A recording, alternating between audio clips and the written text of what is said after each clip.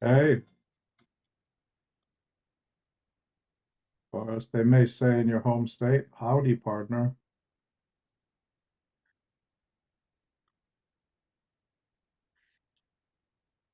Hello.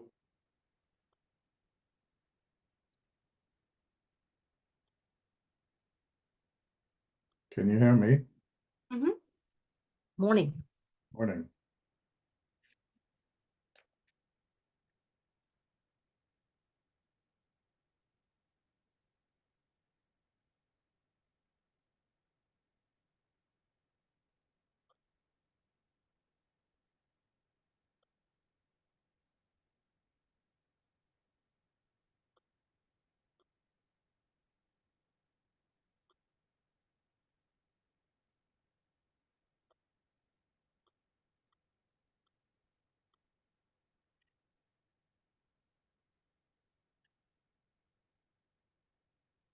Did you say you got two packages delivered for me? Yes, something I think. If it's two, then please send them because I got this one. sorry, what's that? Well, I didn't open it up. I mean, it's came from Apple. Yeah, no, I mean if the whole point is there was two items. One is the light seal and one is the lenses. That one. See, two. Fantastic. Okay. Desperately looking forward to tests. And you're getting yours on Thursday, which is a year away at this rate. Hello, Andrew. Good morning, Andrew. How are you? I am doing pretty well. A little sore. I Good. went on a big hike over the weekend, which Where'd was you fun. go? Where'd you go? Went to Silver Falls. Where is that located? Where is it located? It's like 2.5 hours away. Did you go with Simone or just a bunch of other people? I went with my roommates, my family, and then some of their girlfriends. Yeah, Simone was Wow. working. Wow. So you didn't watch the Super Bowl. You're not into, I didn't watch it. I didn't know if you were into it or not. I didn't watch it either, no. It's a bit worrying, the ads for the Super Bowl. I watched some of them. You know, my background is advertising. So I can't. Hi, Keith. I was just I was just saying we're doing the intro chit chat, of course, referring to the Super Bowl, you know, not really watching it, but I did see the ads, some of them, you know, having a background in advertising, and it was really quite scary. The all the little writing at the bottom of the ads, you know, do not try, do not attempt, professional, this and that. This time was really quite extreme. It's like a car driving on a normal road. Do not attempt, professional driver. You're selling a car, right? It was very odd. Anyway, I Huh. watched them. The New York Times had them all and they ranked them. So I watched them I just via finished the New York I just Times. finished watching them, and now I just want to learn how to do Christopher Walken. I love him. I've always had a thing for him since he was in Annie Hall as the crazy brother. but did you see that at the end when the car was driving? Do not attempt car on Yeah, professional Oh, that's what you're poster. talking about. I yeah, see. yeah. Unless you're Christopher Walken, then That's you can right. do. Yeah. Hey, did you ever see him on Saturday Night Live with this little mini skit called the Cowbell. What was the cowbell? no the Oh. Continentals? And you never see him, you just see his hands and you hear his voice, Oh, and he's cool. trying to seduce a woman to come into the apartment and be with him. And she, it's like Pepe Le Pew, right? And with his voice. It's the funniest thing. If you ever can find it on YouTube, it's He's probably the best pretty. thing he's ever done. The Continentals. He's a sleazy, kind of loungy guy, you know, with ascot and Mhm. He's Can fun. imagine he would do that well. of He course can do. Deer Hunter. Loved him in Deer Hunter.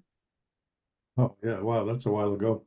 I loved him. And did you notice they had a reference to Weapon of Choice? Did you catch that? Yep. Yeah, really No, I good. didn't catch that. I will have to watch it again.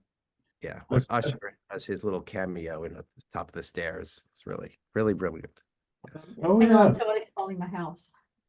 that makes sense. I saw it early because the TV series Emily in Paris, her best friend, is one of the Mm. voices in the commercial, so she tweeted it or put it as Oh, a nice. It's Nice. clever, right? Get the celebrities involved and they'll spread the word. Yeah. It's a clever thing. Very clever. So yeah, we're waiting for a few more people, but I think there will be a few more people. Adam is on holiday, so that's why he's all backgroundy. And Hussein is here for the first time. He's become a bit addicted to the notion of XR, particularly VR, almost towards Google Glass, I would say. So he's going to be talking about that in a few minutes. That'll be cool. He's already watched some of our videos, so he roughly knows who people are, right? Or not. Nice to meet you all. Nice to meet you. So before we get into our freewheeling discussion today and the topic that Hussein's going to bring up, oh, here's Mark. Good timing. Mark and Rob. So yeah, good timing, Mark. I was just going to bring up some of the points you brought up in your commentary, kind of the meta points. Hi, Rob. So Mark pointed out in the document he posted on Basecamp, I expect none of you had time to read it today. Of course, it's early for most of you, and that's fine. But he made the point that Andrew and us, when there is a new version to test, we really need to remember to write down what to test. And that's going forward. I don't think we need to go back to what we have, but otherwise it becomes too easy to do a critique of the whole environment, which can get a bit tiring and useless. So I thought that was a very useful thing. And then two other points I'd like to make today is, oh yeah, here's Fabienne, excellent. There's Fabienne. So the ping worked. You asked to be pinged today, so I sent ping and you sent pong back, and I wasn't sure what that meant. But excellent, you're here. Yeah, so Fabienne, the only thing I just said that Mark made a very good point today for the testing. For those who go to future text, blah, blah, and do the testing, we who put things there need to better write what to test. So it's not, you go into environment, you have no clue what's going on. So that was absolutely fair enough. I also suggest, and I'd like to see what you think, comments for specific things. Maybe just put them as comments on the pages. So you don't have to write a whole document. What makes more sense? Where would you guys like to write comments for specific tests? Okay, fine. We'll write them in WordPress. That was easy. And then there's two other points. One of them is, and Mark and I had a discussion on this topic earlier. Sorry, that's not my cough. We need to do something more exciting. We're spending the first few minutes talking about Sloan. Today is not about Sloan, but just a few minutes because it's worth it, because of our thinking. And the thing that really struck me over the last few days, first, Keith here, we had a good session where we kind of scared each other what we need to do. I finally managed to get my own reader software to work in Vision under a test flight, and it's pretty awful. There's some code things they need to do about scaling, but actually reading it is fine. So reading in XR is a solved problem. There's nothing more for us to do there in the sense of just looking at flat text on a thing. It's done. What we need to do, and I think many people have voiced stress about this, we need to make that reading something completely new. Right? It cannot just be a flat document. Now, Andrew has put together some flat document things because we're getting kind of the foundations in place. But I really hope that all of us can think of how can we explode a document? How can we make it interactive? This is the time to think about that, because here is my final point. We are not really trying to augment an academic reading in XR in and of itself. That's too big. What we're trying to do is to have someone put on a headset and spend under 5 minutes in it and get convinced that there's something special there. Because this will be shown at academic conferences and stuff. So most of what we're doing, unless someone disagrees and we'll have a discussion, is theater. It's giving an emotion that this is not normal. This is a whole new way of reading. In order to do that, because Mark and I also had a cough discussion today about flat versus dimensional documents. Of course, they need to be dimensional. Question is how to make that possible. So I got in touch with Bob Stein, who did Voyager books and all of that stuff. He was big with interactive books in the 90s. I'm going to have a meeting with him on Wednesday, just a little intro chat for this. He's a good friend, but I want to give him our context. And then I hope he can join us on a Monday where we can kind of interrogate his 90s ideas and see how they fit in our time. So, Fabian, over to you, but I just wanted to say, how can we make something cool, interactive, and impressive in 5 minutes? That's something to think about for Wednesday. Fabian, please. So I think some wrong way to do it is one that I might try, because I'm showcasing to some colleagues at the European Parliament, what reading and managing document in XR is. And ironically enough, I don't know, that kind of shocked me. They want to be overwhelmed. They want to have like documents and stuff everywhere and floating and whatnot. So honestly, I don't think it's the right way to feel overwhelmed, but I'm going to try it. So basically, I ask them to give me everything, like links and videos and rich content, etc. They have on a topic. They have like fact sheets about what's a summary of a certain topic, let's say.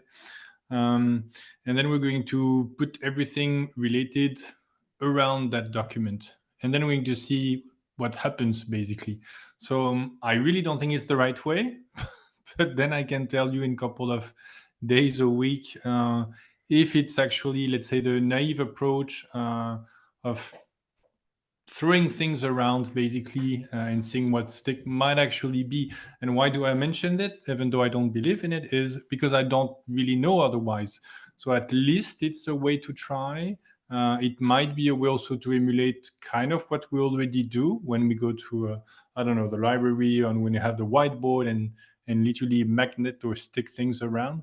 So let's say it's very naive. I don't like the motivation, because I don't think feeling overwhelmed is necessarily such. I find it strange, let's say. But yeah, that's what we're going to try. Maybe it makes sense. And again, my whole metric, let's say, is learning. It doesn't really matter if we reach a certain goal, as long as we learn on the way. And by trying this, I believe we're going to learn something. What it is it going to be enough? I don't know. But yeah, that's going to be a take. All I can say is, Dini,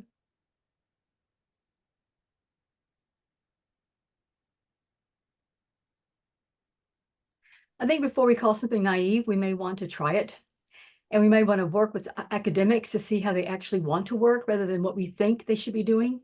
So let me caution us all not to begin putting, I don't know, ascribing adjectives to what academics do, but rather let's talk to all of us that are academics and find out how we want to read in a new way. I mean, I feel incredibly limited by the way we're reading now.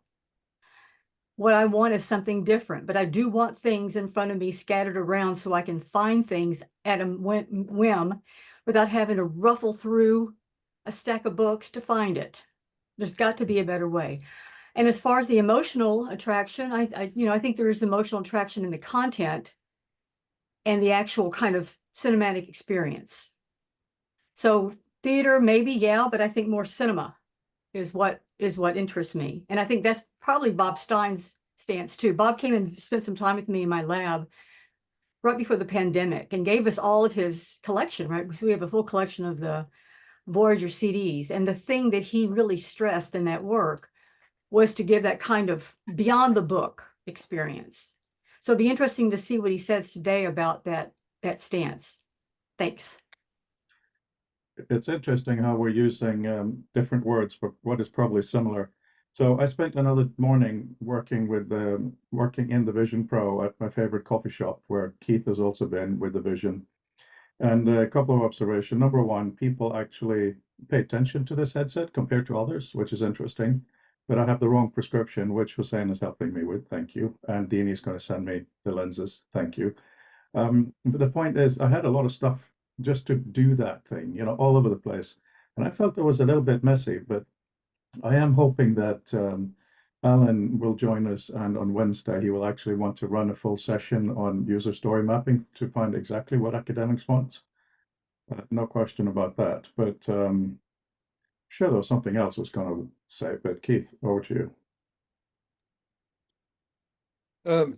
Just a quick reflection on what you were saying, Fabian, about people wanting drama or sort of to be overwhelmed. Maybe it's not so much, well, I mean, maybe it's not so much the overwhelmedness, it is just the drama of and excitement of perhaps maybe you can explode documents out so you can just go, okay, see everything, and then have it collapse down. So you're not in this chaotic environment while you're trying to actually focus and get on, but you can just say, and that's dramatic and potentially useful if you can start working sort of spatial organization of stuff. Anyway, it just crossed my mind. Maybe it's the drama, the wow factor rather than the actual overwhelmed factor. Yeah, Fabian, go ahead. I have something adjacent. Yes, no, it's one of my favorite moments actually is when I have to, let's say, dig in the topic, and I'm going to have I don't know, 20 papers to read because I gathered them, or I collected them basically, and it's too much. I know I can't read them all, so I'm going to either organize. Basically, I'm going to toss them on the floor, literally. I'm going to have them a circle kind of around me, and I'm going to find for links or pattern or ways that this one, for example, needs to be understood before that other one, etc. Find some structure behind it. And it is indeed a bit dramatic. It's maybe a bit thrilling or exciting. I would just argue it's more than overwhelming. I think the way they formulated it when I had the discussion felt that the wow effect, or the way that was kind of like marketing or sales, which it triggered me. But yeah, like I said, I don't, when I said naive before, I don't mean it in a pejorative way. It's naive in the sense that they don't know, I don't know. We don't really have a better path as far as I know. So sure, let's give it a go. And the dramatic or the overwhelming aspect, if it helps to, let's say, tackle a task that initially felt too challenging, and then we can go through some literal motions to organize that information, there is probably something there. Dini, I see you talking to Hossein and Keith. Hossein will be introduced in a few minutes properly because he has a bit of an exciting topic for us. Keith is my friend, okay, old friend, let's use the term. He used to be the Mac user technical editor. That's how we met. We also were teaching together at UCL. No, LCC, excuse me. Now, one thing I've noticed when I put this thing on people's heads is probably the same as you all have noticed, is even with the Vision Pro, which needs to have a guest mode and all these things, people don't just put it on and look around and say, wow, the resolution is really high. This is amazing. This looks great. Nobody does that. There is a bit of wow for that. Everybody wants to interact with it. How can I click this? How can I open that? So I think for our own work, when someone puts the headset in for the Sloan project to read or write or whatever it is, they've got to be able to get their hands dirty immediately. That's something we all agree on, right? It can't just be a nice view, even if it's dimensional. It's got to be, how do I lift it? How do I turn it? How do I stretch it? How do I do this, right? Right. Hi, Leon. So that's kind of important. Now, on that, I have posted on the Basecamp and also in Slack a really simple, and this was supposed to inspire you guys to say how horrible and do something better. Andrew's going to show it on Wednesday, a little kind of a control panel. You touch your wrist and you get the control panel. It's really, really basic. Keith and I spent a couple hours on it this weekend with just the idea that over time you learn a gesture where you point. Not at all saying it's the be all and end all of controlling something, but we got to have some ways to say global things. How should this be organized? How should that be done? So when you have a look at it on on Basecamp or Slack, please understand that it's a provocation. Dini, and then I think we can go over to the other topic. I do want to mention that when we are working with PDFs as academics, I'm not talking about beautiful leather-bound books, right? But just picking up an article to read. I don't pick up an article and go, wow, what a great PDF. I don't remark about the physical aspects of a PDF. So I'm imagining someone's going to put on the headset and they're not going to go, wow, they're going about the way they're looking out of this thing. It's going to be like, what can I do with this thing? It's the actual thing that causes us to want to do something. So the impetus is what we can do, what we're going to be able to access, how we're going to be able to access it. So I think it's probably spot on that people aren't saying, oh, wow, I can see so much better with my headset than I can with the Meta 3. But it's more like, this is what I can do that I can't do with a book. And that's the question we're asking, like, what can I do? How can I read better in this environment? And by better, I mean like get information that we need, share that information, do something with that information, disseminate it in some way, right? That's the key thing. 100 million%, Dini. And I also hear Fabian's writing exciting affordances. Exactly. That's a good way of looking at it. And, in terms of how we're going to make it possible, we're not going to start a new document format. We're not going to do any of these things. It has to be based on PDF because that's what it is. But of course, one way we can make them more interactive is visual meta. And we really need to have a discussion, maybe offline, ideas going back and forth, how we do that. One of the basic things we've talked about is when you go through your own document or you're an editor and there is a graph, you draw a rectangle around it and you say, here's a URL to an interactive version of that. So when the user is in a multi-dimensional space, they can literally pull it up and move it across as an object. These are things we talk about on and off. It's probably time that we settle on something like that we like and we start testing. And I would like to provoke the community to say that maybe what we do is have a stack of plain PDFs, but also our own book for this year. Maybe we should find a way for all the contributors to be able to add this kind of stuff themselves. Right? So we can make it more amazeness. And that means everybody can take ownership over what amazeness they want in their own article. So that Mark, and then we go on to non-Wednesday topics. Sorry, and thank you, Mark. I mean, I don't mind going later. It's sort of about this, but I don't want to, if there's somebody actually got something to present, why don't we do that and we can circle back later? No, it's great. Good timing, Mark, because after this we're going to talk about... Okay, just quickly, in terms of this excitement thing, one of the things is I don't know. I totally take the point about we're using PDFs, and I'm very focused on that. But I'm not sure that we're exploring PDFs from the right perspective. I mean, I think things like PDF.js or whatever. There are some things that will crack out something. We talked quite a lot in the past about AI affordances, and we actually had a crack. For instance, the thing that doesn't make sense to me is the idea that authors are going to do all this extra work to mark up their documents. All the other projects I'm involved, it's hard enough to get them to do the things they're supposed to do at the moment. So yes, if they're baked into the tools, but realistically, post hoc marking up of documents, I suspect won't happen. Now, whether an AI can do that, but if one of the reasons the HTML document I just put in the chat earlier for those who don't have Slack, and I put in our Slack, which was trying to get to this thing about, well, what are academics actually doing with PDFs, with papers, which normally come in PDF form these days, is that actually about the last thing you do is soup to nuts read through. You may do that at the end, especially if it's something really interesting, but a lot of it is triage. So for instance, if we're able to put up, when we put a document into our VR space, that the key affordances we've got are things like the abstract, the conclusions, so key bits you can go to, and indeed we might even blank out the other bits, because you don't want to see those. What you want to see the bits you want to see. So anyway, that's really where my mind's going on that. Yeah. Okay. So I don't know who will do the markup, so to speak, adding these extra things. That's going to be an interesting thing. Of course, people add their own images and so on today for an academic document. But this is clearly not the same thing. And you're pointing out a real world problem. So we would have to figure out a way to actually make it baked into the tool, even if the tool is Word, let's say.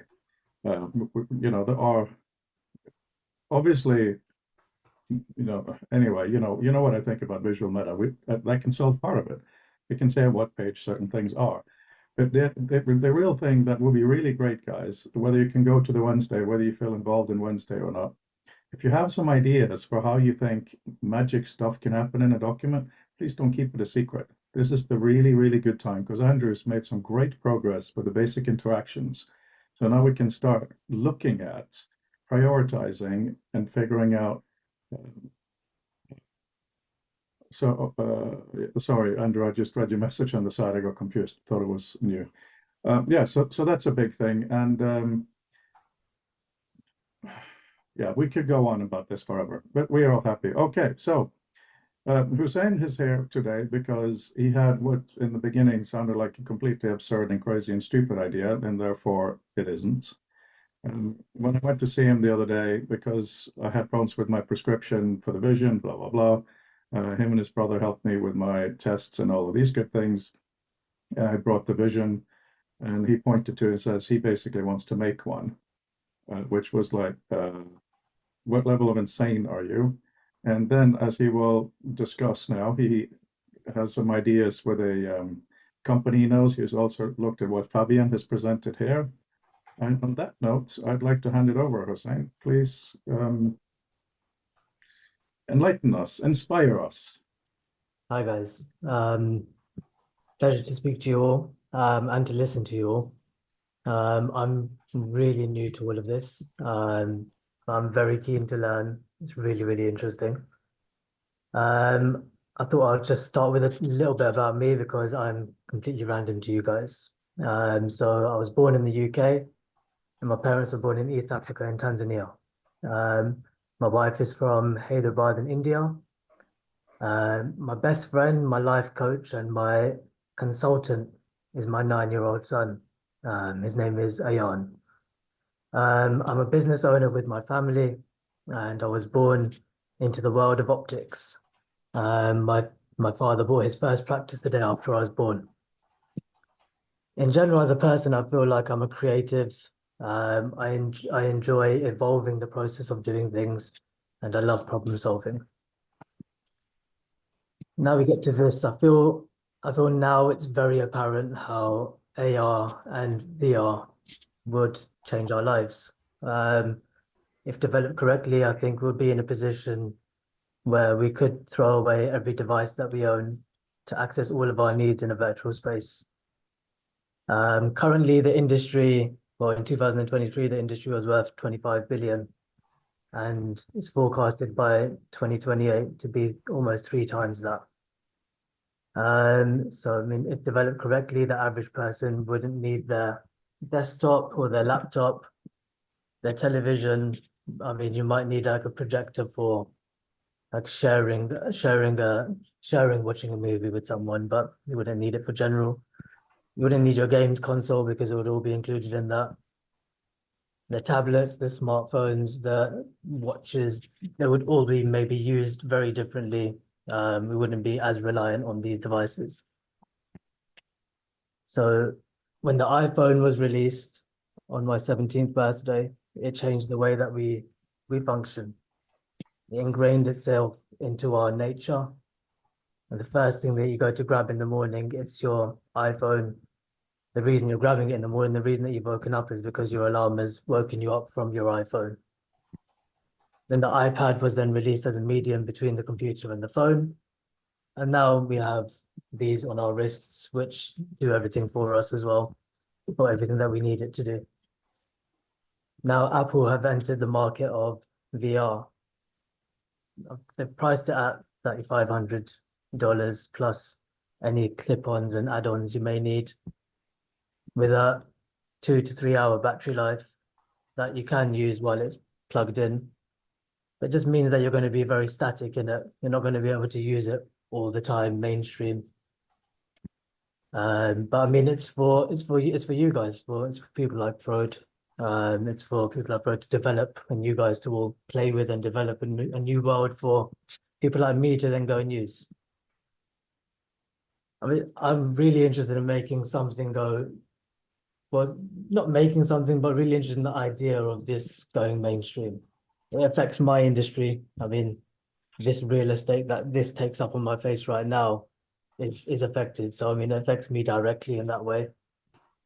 So what I understand in the glasses sense is what constitutes to make a good frame, what constitutes to make a comfortable frame, how is the end user going to be happy? This real estate around your ears is really, really sensitive if not looked after correctly. This all around the nose, how close is it to your face for it not to fog up? How to make your glasses work for you. I wouldn't say I know a frame inside out, but I'm very, very, very good with a frame. And I also know what the customer would want.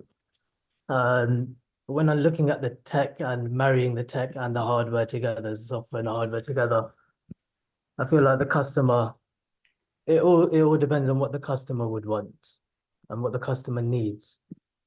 For them to buy it, it's got to be worth it to them. That's worth it price-wise, plus many different facets. I think it needs to encompass and do everything that their current setup can do, but better. I mean, it's an amazing world where, I mean, I tried on the device for a couple of minutes. And he's exactly right. Like, I didn't say, oh wow, look at the resolution. I'm used to all of that, looking at that on my iPad or iPhone or on my MacBook. I'm used to that resolution. I'm used to the look of the apps. I wasn't expecting anything less. Yeah, I'm expecting great usability. I did struggle a little bit using it. I think that's more because it was made for, I mean, it was bespoke to Frode's eyes. But I mean, it's the first version. Number one, it needs to be worth it and do everything that their setup can do. They also need to look good and feel comfortable. Otherwise, they're not going to wear it. The first iPhone was heavier, it was clunkier, and then they made it sleeker and they made it out of titanium, and now it's really nice and sleek. And it's an accessory to people. It's not an interference using it. It's part of them. Other factors are they need to feel they need to be ethically and morally correct. I mean, this world of VR where your eyes are hidden. It's got two really powerful screens in there so that you can use it. It's got amazing tech in there where they can pick up your hands with all the cameras that it's got in it. But if I'm wearing it at home, doing my work or whatever I'm doing, and then my son comes home from school, you need that. I feel like for it to go mainstream, you need that sort of eye contact, which is what you're somehow missing in this. I think that's where then AR would then come in rather than, well, alongside VR. Another thing is they need to feel familiar as well. It needs to feel like it's something that something that doesn't feel abnormal to them to use. Something that doesn't look like it's in the future in the movie, something that just feels right. And one idea when I first started thinking about this was to have a sort of sunglass looking device, something similar to this. It's got one screen at the front, and then you can clip off the screen and then clip it back on, maybe using some sort of magnet. However, I thought this, by the time something like that is sort of developed, I'm not sure how far we are from using AR correctly. So then it might not need that sort of use, but I mean, it's an interesting concept. Well, I thought it was an interesting concept. But it just depends on how far ahead we have to look before we can have a clear lens in there and do it properly. So the current idea that I'm sitting on right now is, at the moment, that the Vision Pro, it's amazing for when you're sitting still. Maybe not so much walking around it. I've seen some YouTube videos of people wearing them for many hours and then they feel the discomfort on their face. But I mean, no one's going to realistically wear the device for 24 hours in a row. My idea for it right now would be to have a nice sleek frame, but maybe not as much tech involved in it. Maybe something like what the Kindle is to the iPad, maybe something that we would use just as a reader. It's something that's familiar as well. People put on their reading glasses to read. So you could put on whatever you name it to read. From what I've been watching of you, what you guys are sort of working on and creating, it's really, I mean, the what you can do with it is amazing. And for you to then be able to put on your reader and walk into your library and find your space and pick up your book. It's something that I think would work really well. But I'm really new to all of this. It's really interesting. Just listening to you guys, just watching you guys, and hearing what you guys have to say just really interests me. And this is just my idea of how we could interplay the hardware and the software together. And yeah, that's about where I am with my idea at the moment. Thank you. You didn't mention your Italian company that you work with, Yeah. where you got access to understanding some of the really cool hardware. Yeah. Very Tron-like shades. Do you have them there? Ken, you need to see this design. What do you think? I mean, this is one of their concept pieces. I went to the factory in Italy last week.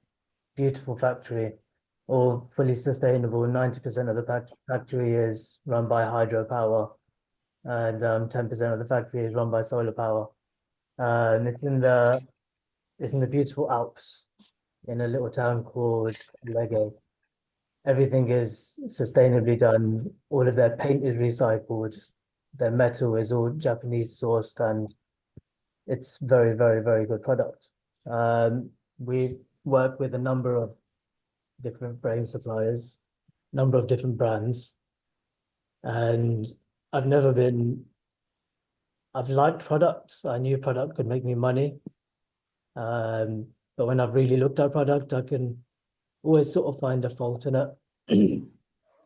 With this product, I just felt a connection just even before they invited me out to the factory, and before I'd even placed an order, I just found this product was just, the processes that went into building this product were amazing.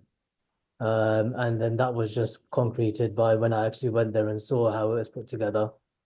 The innovation in making a great product was something exciting to see. It was nice to see. You see that no corners are cut. And good people, factory, good people, looked after me well, showed me a good time. So yeah, it would be really exciting to see what you guys have to say about this. Yeah, I feel like this discussion is very much. So Alan, who's not here today, one of the things he talks about is paper.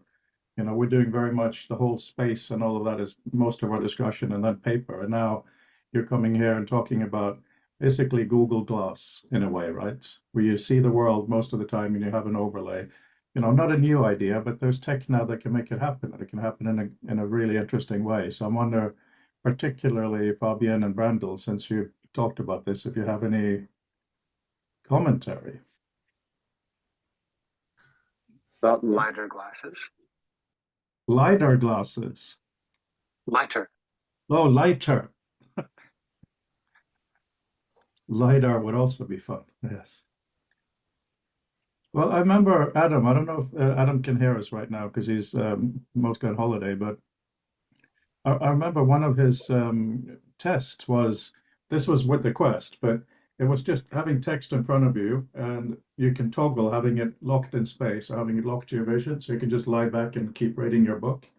So I think there is a great future of text in really, really simple displays too. It doesn't have to be as, you know, it doesn't have to be a face hugger from Alien all the time. But Fabienne, you want to re-show what you showed earlier and talk us through it again? Yeah, I would love to sure, know sure. my glasses, so I know what it is. So it's I don't have glasses, sadly, but I 3D printed some. So Of course you add did. it on. So this is a monocle that you would normally put on your glasses, like so. And I think it does quite a few, but basically it's a screen. That's that part over there. I think you might see the brown part there. So the screen is here, and then you have a transparent part, so you can look at the person in front, you can look below, and below you might see also the cut, basically, or the angle there. So it's transparent or translucent, and it reflects the content of the screen. So the screen, I forgot the resolution, but it's 400 pixel by 300, something like this, or 600 by 3. I put the link in the chat so that you can see it. So in my opinion for this, the two interesting things are, well, the one, first, it looks a little bit cyberpunk. Like it's hard to go there in the street and not look a little bit funny. So I think it prompts some interesting conversation. Number two, it works. It's not an actual, like, I don't know, cosplay thing. Like you can really use it. And you can buy it today. Just order it online and you receive it and it works. That's it. So I think that's really cool. And third, last but not least, it's open hardware and open source software. So it is not, let's say, comparable in terms of performance to a Vision Pro. Like the capability of this in terms of computes, it's like this, like some cheap, small chipset for testing and debugging. It also means everything smart, let's say, is delegated to the companion phone or even the cloud if you want to. So it's literally just a display, but it allows it. It's really super light, and I would argue it's relatively cheap, like I think $300. So that again, if somebody steals it from me, I'd be pissed, but not the end of the world. So I think in terms of a platform for testing, by having all this attribute relatively affordable, light, I don't want to say obnoxious, but obviously visible, and all open hardware, I think it's really cool. It's just a starting point, and the community around it, I think, is quite open to discussion, suggestion, how to build for it, around it. I don't want to. It's also, it just is like it's the difference. Let's say the gap between projecting ourselves too far and having something that is, it's still thick, like it's still, I don't know, maybe 8 millimeters thick. So it's not like glasses thickness. But I think in terms of pragmatically projecting ourselves in the future by making something out of it rather than waiting for something to happen, I find it quite exciting. So that's one path. And the other, that I don't have it because I lent it to a friend, much more in this kind of things, form factor, is the North Star XR, which is, I'll put it in the link. Yeah, it's good. It's very different because you need to really own it, but it's also open hardware, open source software. So as a platform for tinkering, basically the limit is you and your imagination. And yes, that you can also add on whatever you need for it. So my whole point with this, sorry for the length of this, is initially it might look like doing headset. It's definitely not like for the random Joe in their little basement and whatnot. And I would argue it is. I'm not saying it's trivial, and I'm not saying anybody could do that in 5 minutes, but it's also not that complicated because we have tools at home or in offices or in Fab Labs and whatnot around you, like laser cutting, like 3D printer, like designing your new PCB and soldering stuff on it. It's just feasible now. So I want to think, and I would argue that it's good to explore this kind of things, to be able not just to think about software and the interaction, which we're already doing, and I obviously think it's really worthwhile, but to say, okay, and the hardware we have is not enough. We don't want to wait for yet another release from a random platform that might have design decisions very different from ours. So let's build it. It would be really nice to hear some usage scenarios of this. I can imagine someone skiing or doing another sport and getting, arrow directions of where to go. I'm sure there are lots of other interesting ones. Education, of course, you're sitting on a bus and you're trying to learn something. Flashcards would fit in this thing. I mean, it could be the small, you know what? It's 640 by 400, right? What was the resolution of the first Mac, Keith? Quick. First Mac, 9-inch screen. Oh, no, you're looking it up. I thought you would know that. But imagine HyperCard running in this thing. Well, it was 640 480, wasn't it? Maybe. Deanie does a thumbs up and Deanie knows. 640 400 was the PowerBook, the first color PowerBook. No, okay, so if you had some really cool either sunglasses or normal glasses, you had a little, not necessarily physical, but a flip action or something to activate some text and or images walking down the street or wherever, what would you use it for?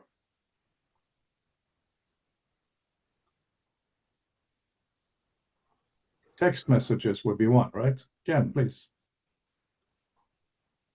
Oh, you're muted, of course. Yeah. Was the first person back in, what was it, 2017 or something, that when North started pushing their version of Google Glass in New York City, I went in for a test drive. And it looks kind of like, it looks like a pair of sunglasses, and it's the same general idea. You have the one, you have the thing that sort of shows you text, and it's voice activated. So you can ask Google, show me directions, or where's the restaurant, or this or that. And my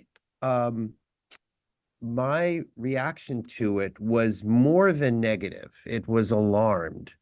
And I'll give you my reason. I live in Manhattan, and in Manhattan, you have people walking around with phones, and they walk right into the street looking at their phones, and there are cars, and the people in the cars know that the people walking across the street don't see them because they're staring down at their phones, which saves millions of lives every day. And what happened when I was trying this thing is this nice young woman who was putting it on, and she was right there, and she said, "Can you see it?" And it was, even though it wasn't made for me, I was using the store model, I could see it. It was fine. And I saw, there's directions and there's the restaurant menu and all that.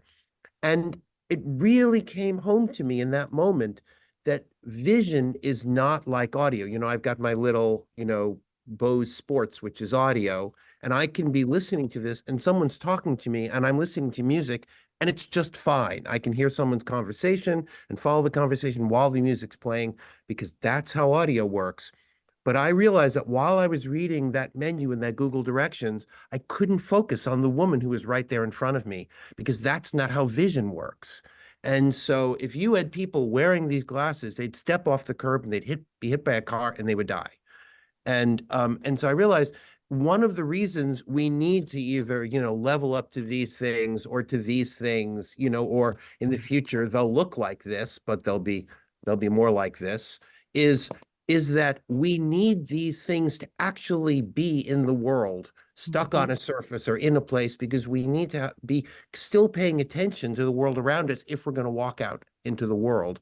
Otherwise, we're going to be in big trouble. Because people won't know that we don't see them, that we're basically kind of blind in a way while we're reading our little menu.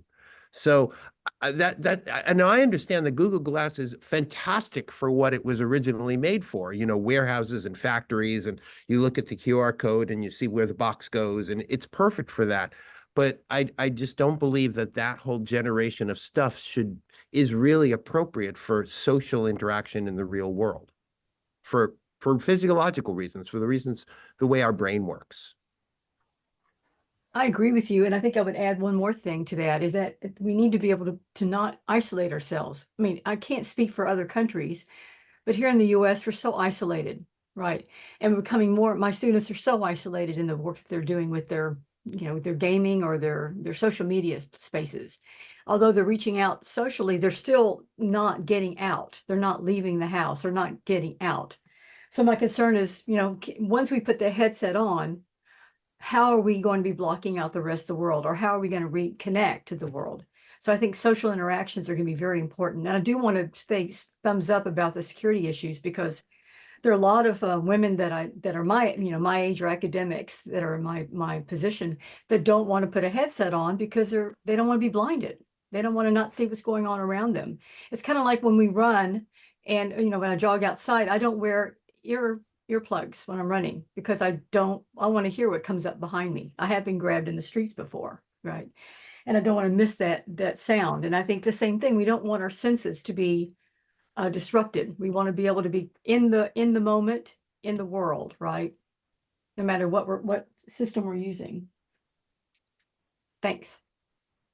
So Ted Nelson told me once, when he was living in New York City, that massive trucks driving down the road, he noticed that if he gave them eye contact, they would be really aggressive and kind of try to run him over, so to speak. But if he made sure they didn't see him looking, they would brake and be careful, which is kind of an interesting psychological thing I do not want to put my life on.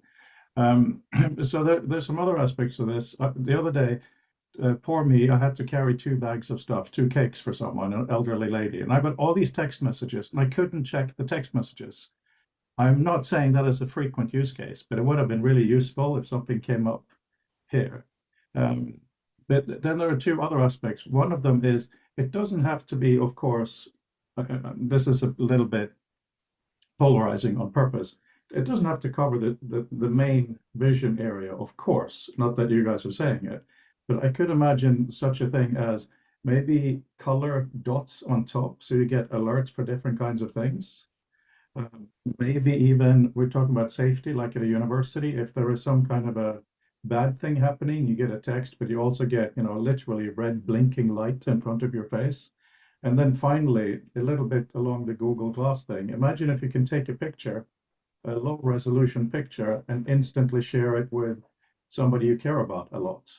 So they can then see in the same field of view what you saw, just as a little picture, to share it. When I was suffering with Dini in Washington State, just kidding, Dini, it was a wonderful trip. My wife would send me tons of videos of my son. So that was really nice. It helped me stay connected to where I was. But to have just a little bit of, look what I'm seeing right now, might be fun.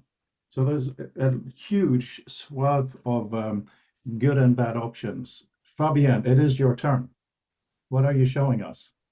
I'm showing you the Meta Ray-Ban, I think the second version.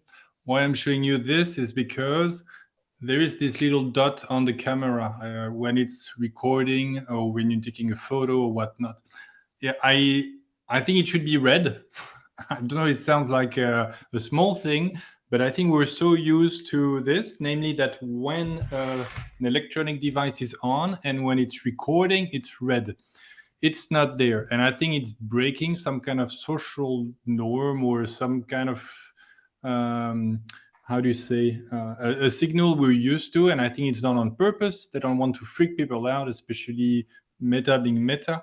So I think, yes, it might sound small, but I think we're all, as let's say, citizens going to adapt to this, but it has to be done the right way. And I think this, for example, is technologically beautiful. It does work and it's so light, etc. But in practice, it's like kind to trick us, I would argue. And more broadly, yes, I want to add also to everything that's been mentioned. I just it's kind of my job, so it's a bit different, but I have like 4 headsets right there on my desk in front of me. I have 7 computers, from the smallest one to the biggest one. And yet when I have a conversation with you guys, with you all, I don't know if you noticed, but normally I don't, for example, put the phone on the table. And if I can, I won't even have it in my pocket. I will try to have it in another room. So it means I'm super excited by technology, but I also know my own limits. I know that if I feel my phone vibrating and I don't have, a dear one that is at the hospital, so it's not going to be actually urgent, I want to spend my time with you. So I have a kind of, I did it, Ulysses Pact. I'm going to set the temptation away.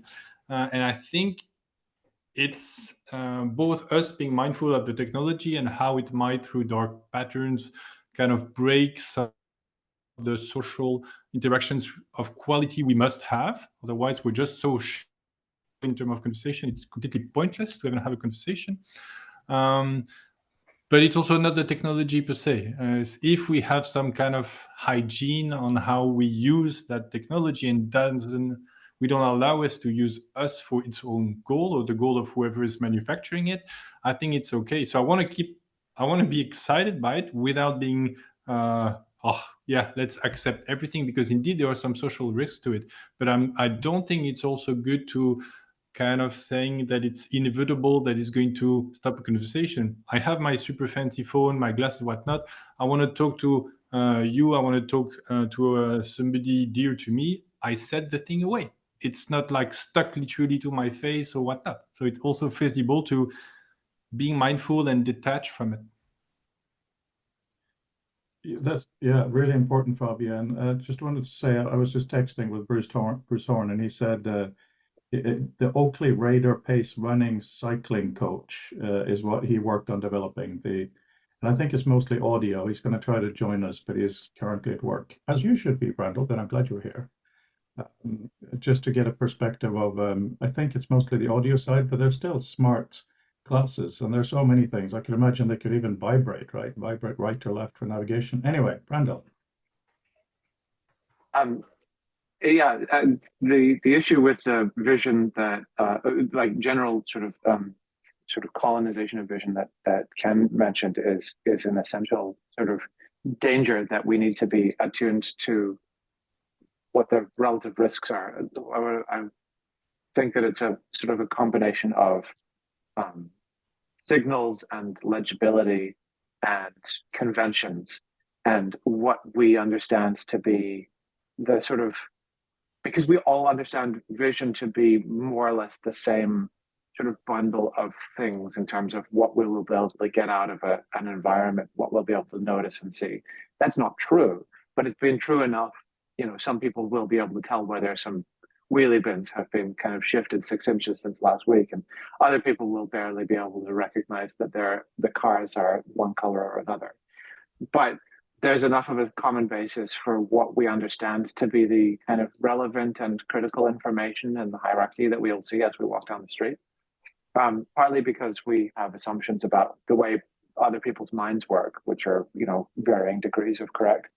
But also because we have a reasonable basis for being able to socially interpret the sort of level of attention that somebody has. So if somebody is lifting up a map, then they're going to be impaired, and the frequency with which somebody is lifting up a physical map is so rare that it's not an issue. Or it's not such an issue that people are sort of feel put out by the fact that somebody is lifting up this map. They're obviously having less of a fun time than you are by having to deal with them as well. One of the things that is, so challenging with the glasses is that there's no mutual legibility, and the color of the light is a big deal, but there are also other things that can be done, like, for better or worse, the mutual surveillance that these devices can put at one another under would have the ability to be able to kind of make inferences and guesses about the relative kind of nature of attention that people are paying to things in the environment. Whether somebody is walking like they're paying attention versus whether they're walking like they're impaired. Something that I often think about as I'm driving down a highway is how quickly somebody is slaloming inside their lane and what sort of implications that has for their attention. I'm kind of confused that no aspect of self-driving cars has any kind of attentional modeling of how dangerous a given driver is, or that's not part of the discourse at least. But I kind of think that there will be, sort of meat space, kind of non-digitally mediated measures that are a little bit more sophisticated that allow us to be able to understand how well people are paying attention to each other, but that could also be digitally mediated, that whatever signals there are present about how people are using their devices might be able to kind of be brought to bear against it. And, you know, I am conscious of the challenge of saying that the solution to technology is more technology. But I also think that like a hybrid environment where we have the ability to kind of make guesses and inferences about how people are experiencing the world will help us sort of live together within it. And so, yeah, that some of that is convention. Some of that is sort of learned physical attention of people being able to read those signals, like you were saying about Nelson making eye contact. That's a tiny signal, you know, just a tiny signal. If you think about how small his eyes were and how fast a trucker is going in New York, like those are all very, very little things, all sort of being kind of responded to. And so in that same vein, like once we know what to attend to in terms of a technologically mediated thing, we might have enough. We may not, and then we might need regulatory and legislative intervention of the kind that maybe Fabian is well positioned to be able to kind of influence.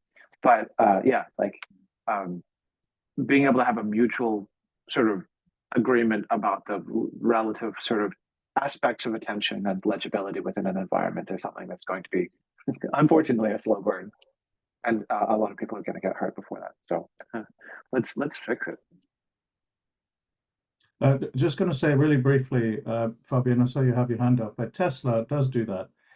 They check the quality of the driving, how safe you are, and if you don't show a certain level of safeness or whatever, you don't get to do certain upgrades and stuff. So yeah, good and bad. Not that endorse the company. But they don't put like the score of other people's driving around you over them and things like that. They're like, this person looks like they're pretty bruised, or this person is just being a real jerk. I know that they cut people off like 3 cars ago, so watch out as they overtake you on the other side. Yeah, that's a really good point, and that's related to what I just pasted in here, and that is Dini was talking about safety. Depending on what kind of overlay we have, if we have a microphone in this thing, maybe it can check if someone's being really aggressive. Maybe it can hear with an AI interpreting people in a different way that we can. So we can actually quite literally flash red, like this person is getting a bit aggressive, or flash red if you start talking to someone who is a MAGA fan. Ken, please. Sorry, I was muted. I spent about half my time in Manhattan and about half my time in Kansas City. And when I'm in Manhattan, I walk and take a subway. And when I'm in Kansas City, of course, you drive everywhere. And certainly, you know, when you're walking down the street in Manhattan or you get on the subway, you know immediately if somebody's going to be a problem. You know, you've got your spidey sense and you know how to use it. When you're driving in Kansas City, there's a whole different spidey sense. You know, a car is, you know, a little too fast. They're switching lanes too quickly. They're like, it's a different language, but it's a language that you learn. So I would just like to point out that we actually do use our human intelligence to assess pretty accurately what's going on with other people very quickly, because it has to be very quickly.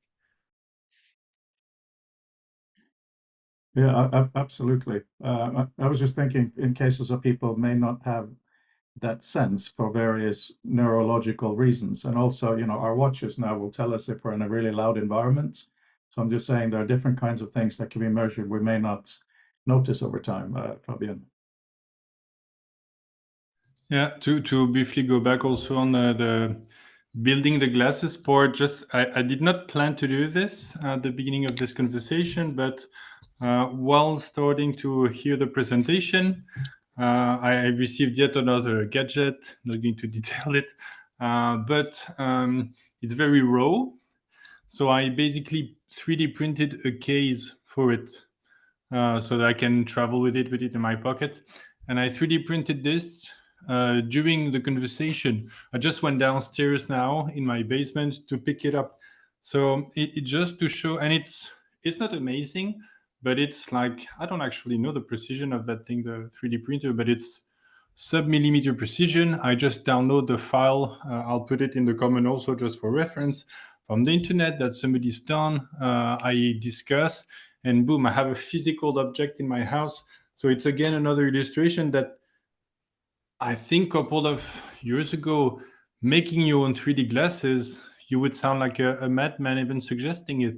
Now with the kind of digital manufacturing a lot of us have access to, it doesn't have to be in your actual basement, but again, it can be the Fab Lab at the university or whatever.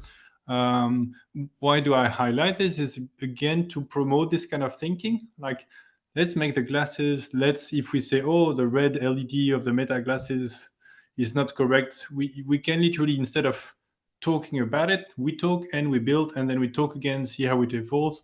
But we build it because I discovered a couple of days ago, you can have pick and place machine that costs a couple of thousands of dollars. I thought that was costing hundreds of thousands of dollars, but you can have them like in a 50 by 50 or 2 meters by 1, like the size of a table, like that fits in your workshop, laser cutting, etc. So all this kind of small batch manufacturing, but still precise and digital. It's like the democratization aspect is there. So my take on this and my kind of call to action is let's use them. Like I really am so hyped. I'm like a kid. I think it's like, how can we have access to such things? It's really amazing.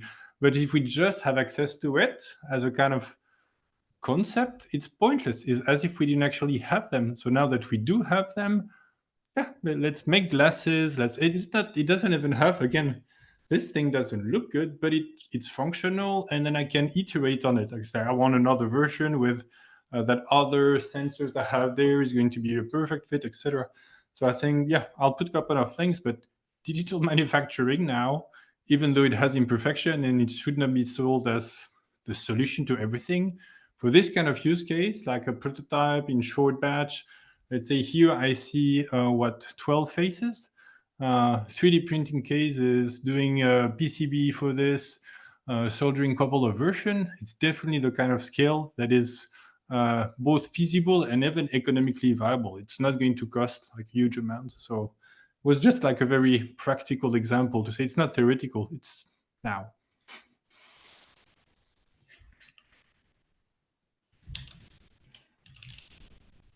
Yeah, thank you, Mr. Mark.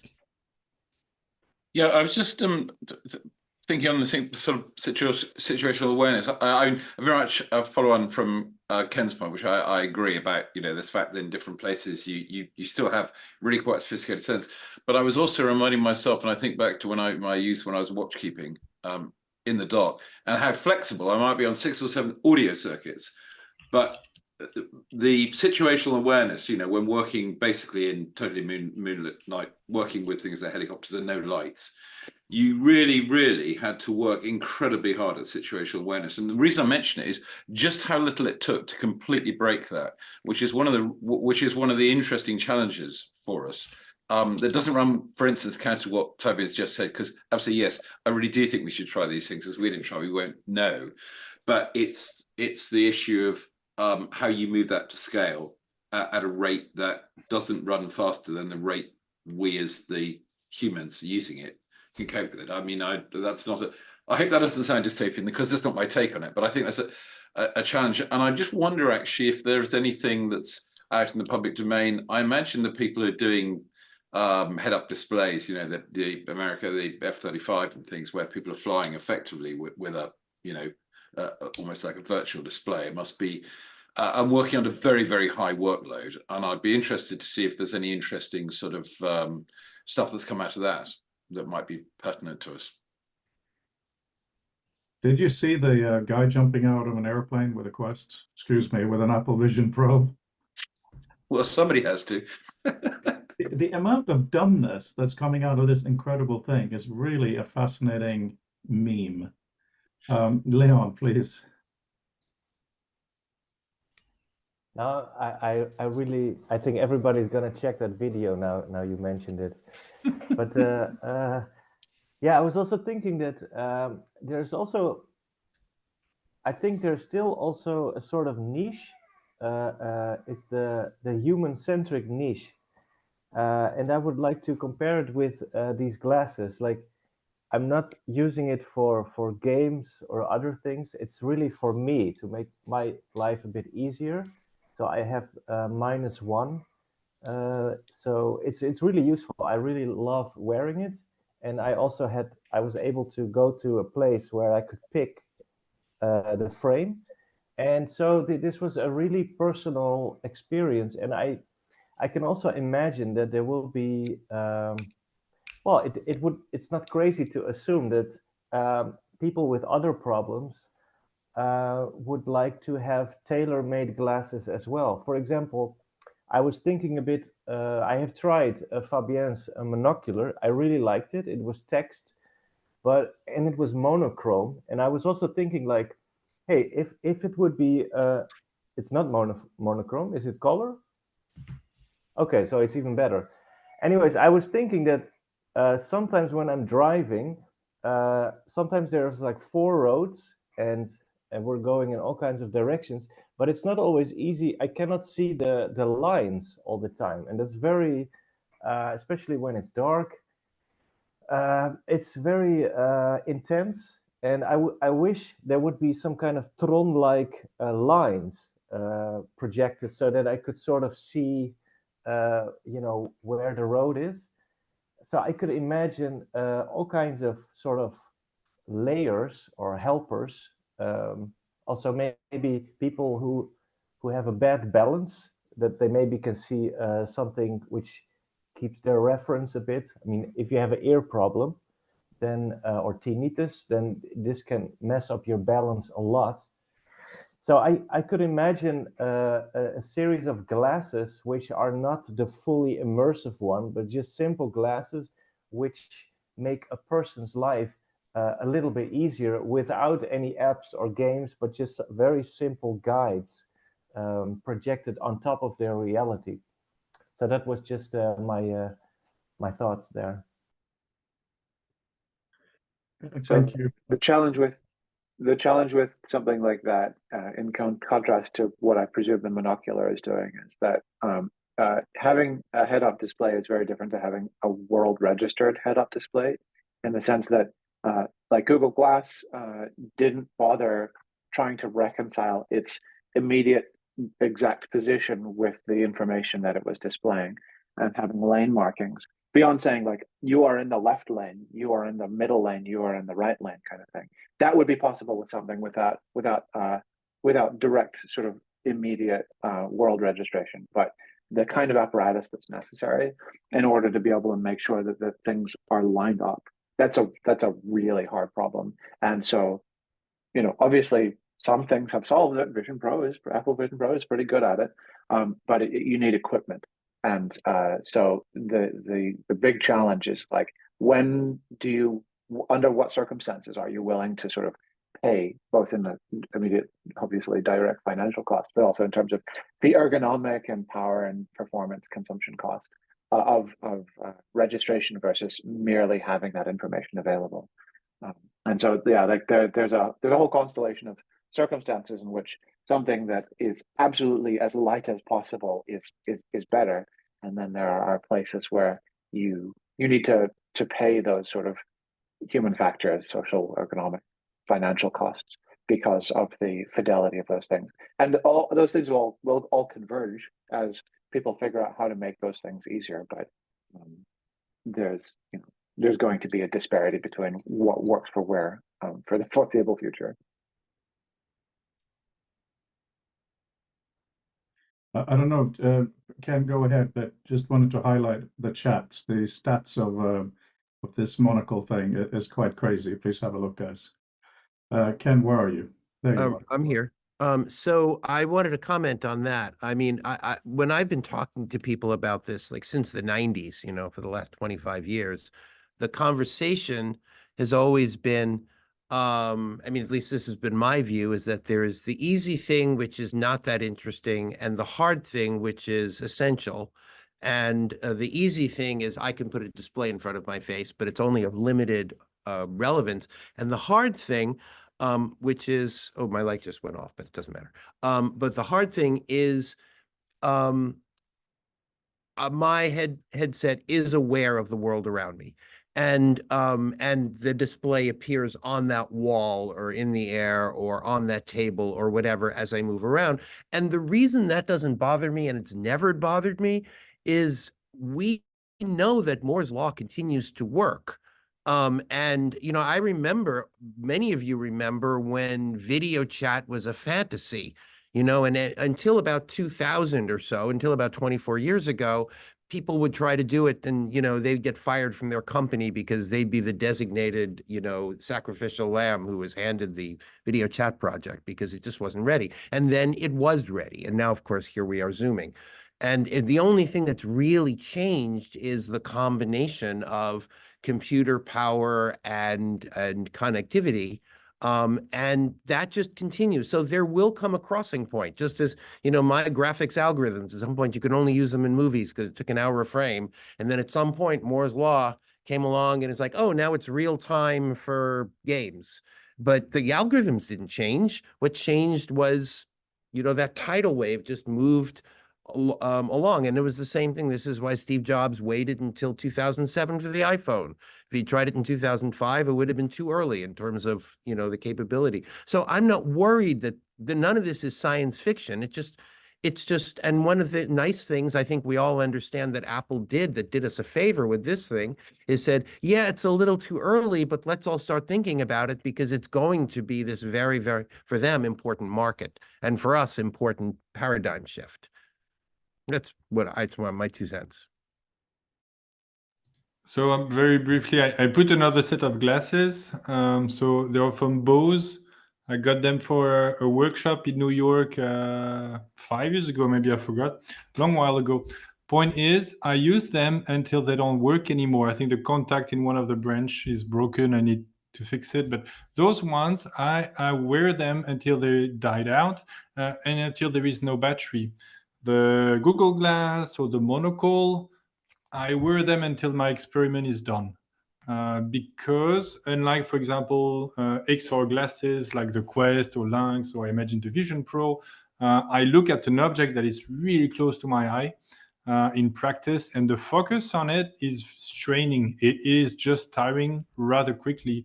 So until there is like a real reason, like information displayed there in the moment for the purpose I need, for me at least, in terms of how my vision works, but I imagine for most people, it is just too challenging. So I don't want people to imagine that using this and using that in terms of comfort is the same. Like I would not imagine, I mean, I did try actually use this, also the Vuzix Blade or this kind of hand-mounted display where you have just an overlay of text in it.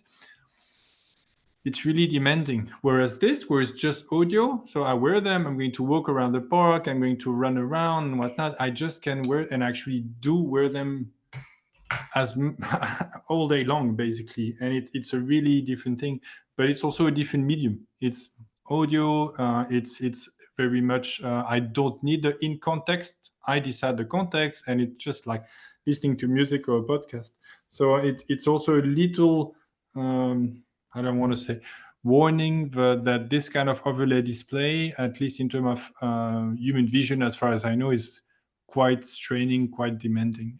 So it's much lighter, much thinner, lot of qualities, but in terms of usage, it's also challenging. Fabienne, we're supposed to be talking about the future of text. No, I'm just teasing you. I wrote something similar in the chat. There could be a minimal amount of text on the display and 99% of it audio, right? Because when Brandel is coming up next, he's told us to think in terms of spatial things about not wasting pixels. Like pixels are cheap now. The same thing here. Even though you have a display in front of your glasses, doesn't mean you need to use a lot of it. Even if you use incredibly little, it can augment other senses. So sorry for teasing you, Fabienne. Sorry, but just a super quick note on this. It goes back a bit to what Ken was mentioning before. It's like having the information or displaying it. I don't want to say it's trivial, it's easy, but in some ways it's solved. But having this exactly in place and in context. As far as I know, it's not. I don't know how to do this. Hopefully, I mean, I don't see a specific obstacle that would prevent us down the line. I want to say a couple of years, hopefully we'll get there, but the right information in time and in context, like every time I have a conversation with people, oh, we just put, I don't know, the number of spoons of whatever moment in the recipe, I do this. It's trivial to imagine.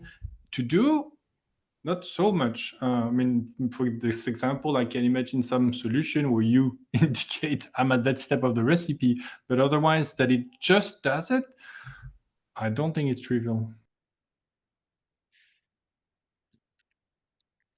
On the text front, one thing that I will absolutely attest to is that text is just what we call the sort of the arrangement of the maximal sort of density and relevance of information right now. And something that has really comes through to me as I'm reading Marshall McLuhan still in VR. It's a slow burn.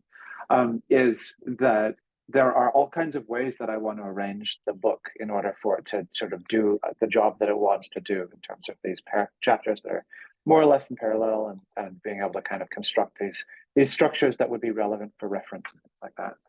And so we should be open to those forms changing, because it's mostly commercial expedience, like manufacturing and commercial expedience that makes the book what it is today. And my experience of cutting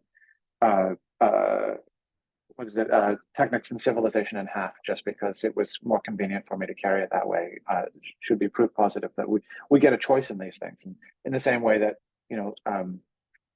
that Fabian is talking about being able to make our own choices with regard to the form factors of technology, we also need to be able to consider that to be within our purview in terms of making choices about the form factors of information, right? Text.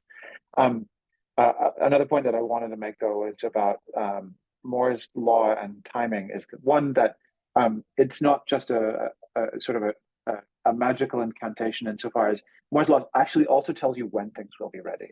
I went to a really neat talk recently by the former head of Dolby Labs and now head of Apple Vision Products Group, Mike Rockwell, and he told us a story of sitting down. I don't know if you've spoken with him, Ken, about it, but in the early 90s, running the numbers to figure out when a headset would be ready, and he said somewhere around 2016, which is when he joined Apple, for the benefit of actually trying to make those things work. But the other thing that I would say about it is that 2016 is not 2024, and that's because Moore's law gives you the upper bound of what all of the sort of effort and money and interest in the world will be able to give you in terms of being able to get those pixels in that silicon.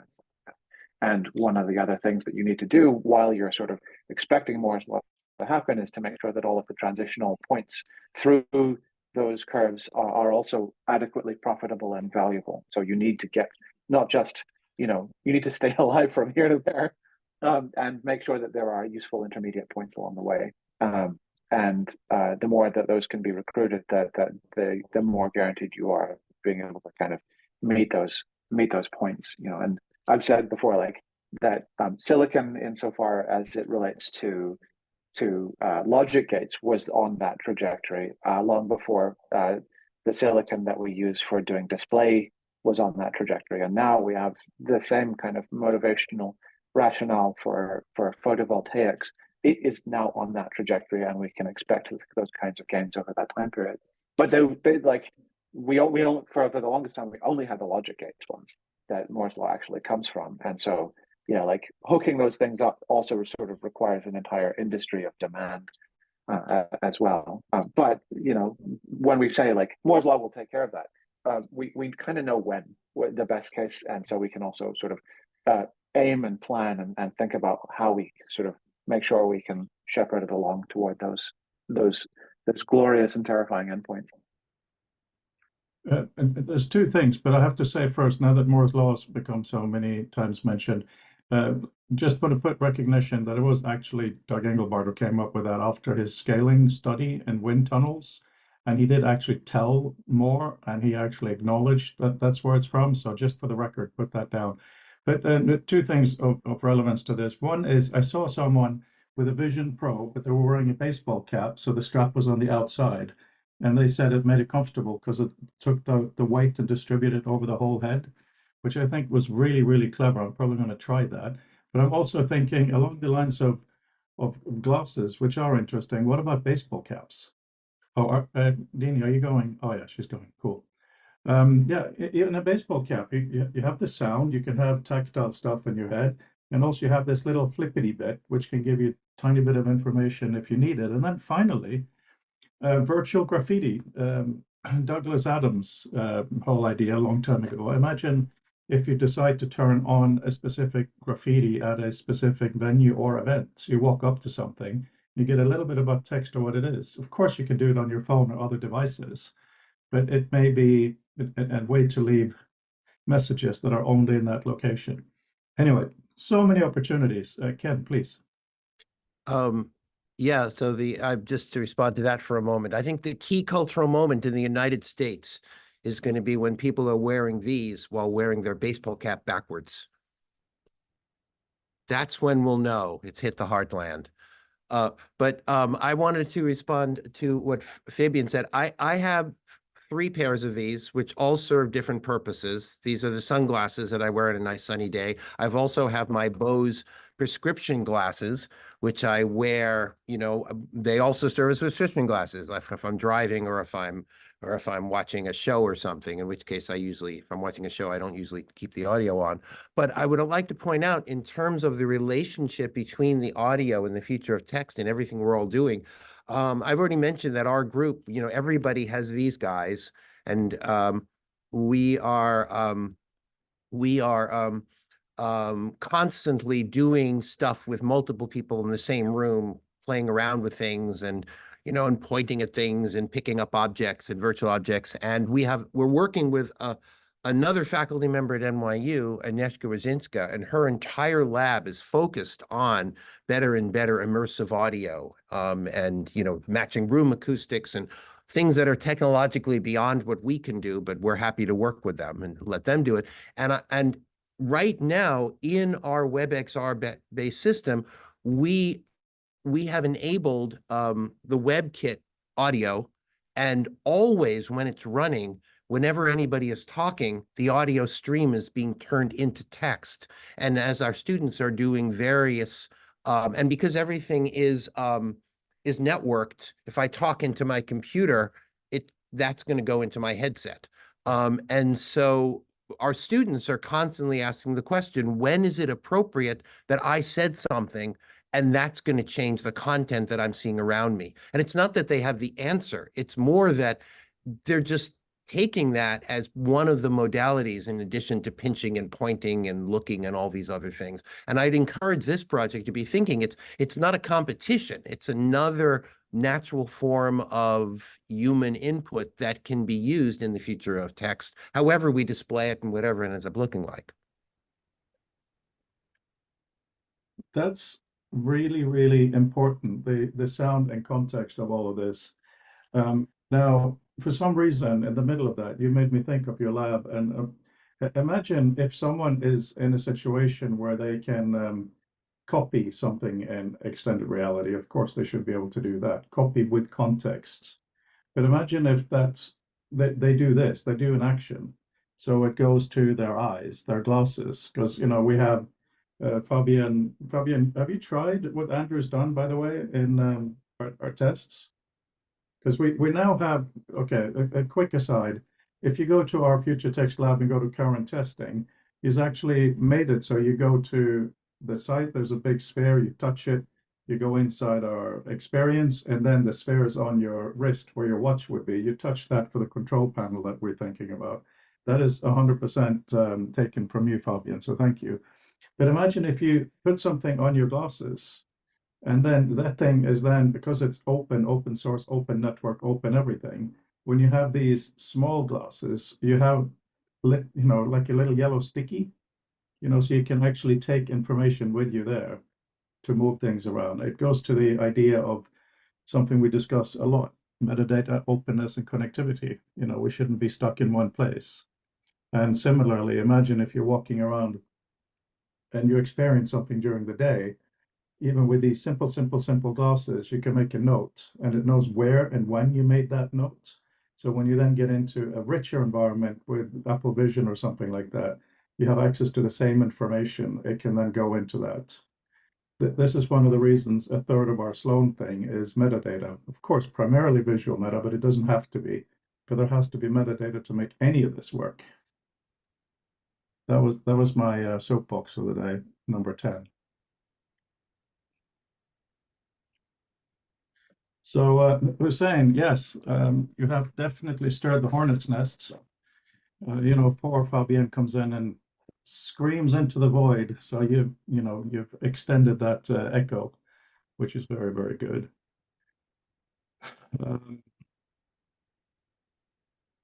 It's an incredible time to be alive. I'm going to find an Apple commercial. So please speak amongst yourself. There was a really, really cool one that I think was 20 years too early. 1 second.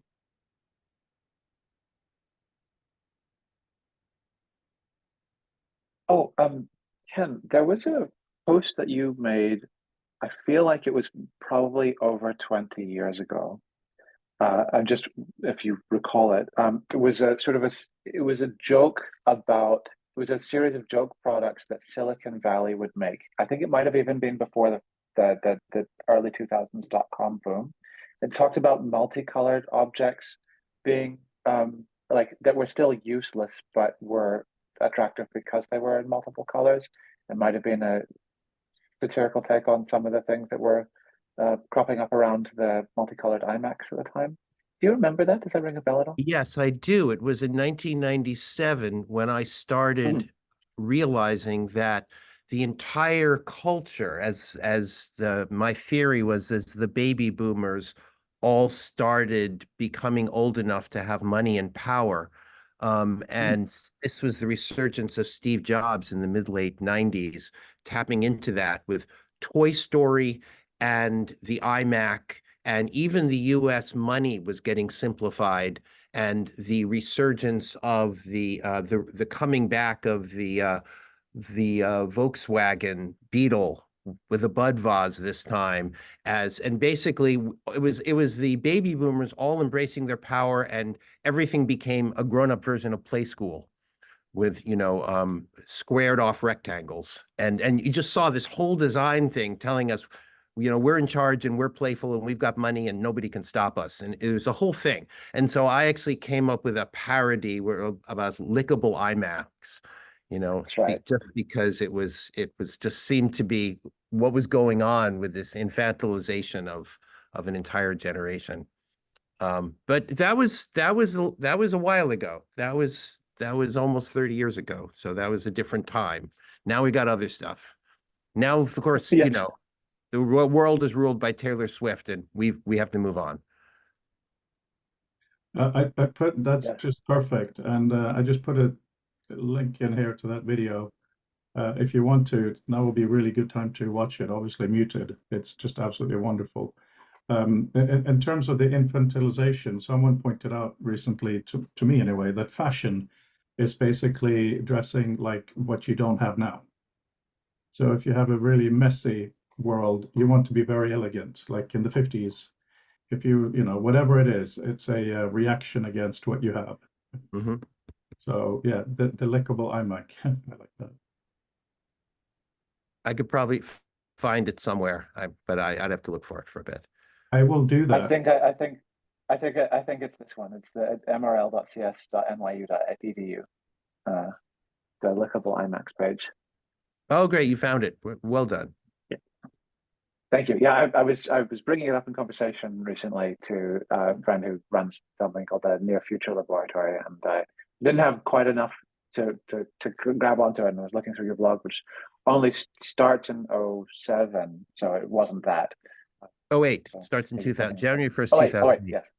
Someone Yes. did an ad in the back of a taxi here in London a few years ago that said, download this software and your computer screen will become a sun thing, so you can get a tan. What do you call it? Solarium or whatever. It was absolutely ludicrous. Of course, that can't happen, but it was so stupid. I looked up the URL, and it was basically public service announcement against getting too much sun and getting cancer. Ah. So the whole licking your screen thing made me think of that. So that was perfect. Thanks for that. Yeah, I mean the challenge I'm confronted by, like, yes, we developed these spidey senses of walking in Manhattan, driving in Kansas, but not all of us, and not all equal, not the same at the same amount. And the sort of the mythical, like, capacities and beliefs that people have about what it is that technology can do, that you can just, some people believe that you can just drill into an iPhone and then you'll get a 3.5 jack instead of the Lightning, or the USB-C now that it has. And it's just like, there's no reason why that would be true, but it simply isn't going to stop people. People have always been across a range of gullibility, but what technology does to catch up, and how people know, how knowledgeable other people are about the way they're wielding it, is something that I'm a little worried about. Absolutely. Fabian. Yeah, I put a quick tweet in the chat, but I'm not sure people are aware of this, and I'll put an example of documentation in terms of when you mentioned putting objects in space and you come back, or it's another room and they're there. WebEx or Anchors allows the things, the 3D objects that are there to remain there. Namely that if I put a virtual screen in my office, and assuming the operating system of the device has recognized my office as my office, which is what the normal room setup does. And then I go to my living room or to my office in the parliament and it recognizes it as such, then it will not put my screen there, it will put whatever I decided to put there. So it's just a little clarification for people who might not be aware that headsets today are able to recognize a room based on feature points, and thus it means when you get in that room, not only you have, let's say, a 3x3 space, you have a 3x3 space that is oriented, let's say, toward the or you're toward the window, and thus the object are on that specific wall. It's not to the millimeter, but it's about to the centimeter. And that's relatively recent. A couple of years ago, that was not the case. And now in the specification, you say, I have this room, and in that room, I have this subject in that position. So in terms of post-it note, because I posted also a demo I did a couple of years ago, I forgot, but a little while ago, for Google Tango, and you did not have, let's say, the memory of places. You would know you were in a place, but let's say having a whole catalog of places, or you had to sift through. I mean, it was not that easy. But now to say I have a catalog of places that are designed as such, and now the object stays there, it's not the future, it's the past already. Yeah, thank you. Ken, go ahead. I have a reply to you, so please go ahead. We use that all the time in our work, and just a caution is that inaccuracy is really annoying, because if you and I are manipulating an object and I see it here and you see it there, then there's like a sort of a cognitive disconnect. So we have a backup plan where we can always like do a slight adjustment manually, say, okay, let's sync with each other. But we do have, virtual art on our walls that I see when I put this thing on. And we have different demos that live in different places in our lab, and it's good enough for that. But their anchor thing seems to have an inherent limitation, as you said, of there's like, you could be here, you could be here, which is exactly problematic when you and I are trying to manipulate the same object. So unfortunately, it's great, but you also need a backup plan for those cases. So your Manhattan story is very provocative for me. And I think Hussein and I are a little similar when it comes to kids. Mine is 6.5. All of you have heard about Edgar a million times. But this weekend, it was Chinese New Year, so we went into Soho. It was completely overloaded. But on the tube on the way in, this is not just a proud data moment, it's relevant. he was surfing the tube. He wasn't holding on. He was standing in the middle of the tube, looking, paying attention, not falling over. Something I remember from my teen years. I still do. I refuse to hold anything on the tube because surfing the tube is an amazing feeling. So that, and he was now reading the signs. I mean, this is crazy to me. It's not that long ago, reading was so slow. Now, so he could he told us from the station to exiting, everything, every change. So here's my thing. The text for the station name is, of course, explicit information, and we have that. But the ambient information, how to stand, how to read, how to use your senses, right? If we really talk about this in a wider topic, this little silly thing about having a few colored dots at the top of your screen or whatever, if we as a community have a deeper discussion on that, we can develop some paradigms, rules, whatever, that can be used across all media, right? So we all know that a green top left, that means our partner is home. Red top right means that is definitely not the right person who is entering our home according to the Ring doorbell. So the whole trying to develop new senses in the maybe McLuhan sense, with all these media, it can be absolutely amazing. I mean, already now the Apple Watch does different kind of vibrations depending on what's happening, and it's enough that most of the time, is it a time change or what is it? How can we use these new things for that? That was a real question, not rhetorical.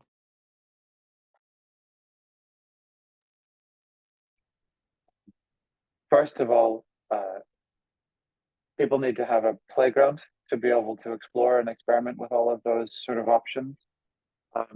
And then to some extent, there needs to be a degree of control. That means that people can kind of choose and configure and construct those things. It's really challenging. And yeah, like, I think one of my goals for WebXR, as I've kind of said before, like, I think WebXR is important and also so fatally flawed that it can't be the basis for a more comprehensive use of a spatial web. It needs to be understood as an escape valve for the future, for people to learn about things, and then to be able to encode those in a way that's kind of safer, more easy to author, and has the ability for layering and accessibility in a way that doesn't sort of oblige every individual developer to do it. So I think through testing and through people being willing to experiment in ways that they'll be throwing a lot away. But yeah, it's tricky to imagine that at the same time as imagining that that work is relevant for a mass market. I don't know that you could do both at once. But testing is king when it comes to something like this. Like we have in our documentation, we need to experiment to experience. Ken? I completely agree with that. Everything that I'm doing with my group is entirely WebXR. And the only reason that we can get away with it is because we're a university research group. And I think of what somebody once explained to me years ago as the 1-10-100 rule, which so far seems to be quite accurate, which is I can do something in 1 unit of time that everyone says, wow, there's a concept. That's really exciting. There's a little animated character or a procedural texture or something. Let's all think differently. And then to actually create a working demo that is meaningful and reliable and people can actually go back to takes 10 times as much work. And then to actually make any sort of a product that could be used by lots of people, even a crappy one, takes 100 times as much work. So we want to stay as much as we can in the one where we are to learn, and that's WebXR is just great for that. It's like, your Arduino or your little shop in your garage, and that's what we use it for. But we're under no illusions that we're going to make mass market products with it. That's not what we're here for. Yeah, and I want to make sure that WebXR works for the one.